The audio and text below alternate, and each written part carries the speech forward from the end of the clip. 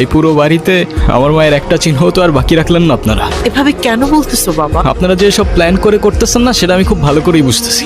Ivan, তোমাকে কিছু না বলতে বলতেই তুমি হাতের বাইরে চলে গেছো। সামান্য একটা ভুলের জন্য এতটা বছর এরকম করা কোনো মানেই হয় না। ওনাকে বলে দিয়েন এটা কোনো সামান্য ভুল ছিল না, it was a murder. Ivan, sorry. এখনই তো অ্যাক্সিডেন্টটা হয়ে যেত, তারপর দোষটা হয়তো আমার। নাম কি? নূপুর। ফাঁকা রাস্তা, একা একটা মেয়ে মানুষ, তার উপরে আবার বিয়ের সাজে, রিস্ক তো আছে বস। আপনি মনে হয় একটু বেশি কথা বলেন না? যা বাবা, আমি আবার কি এমন বললাম? আপনি সত্যি আমার অনেক বড় উপকার করলেন। আমার একটা ফ্রেন্ড আসবে, আপনি তাহলে যান। হ্যাঁ, ওকে। আপনি আবার এদিকে একা একা চলে আসছেন কেন? আপনার ফ্রেন্ড আসে নাই? আপনিও কি ফলো করতেছেন আমাকে? হ্যাঁ, আমিও ফলো করতেছি।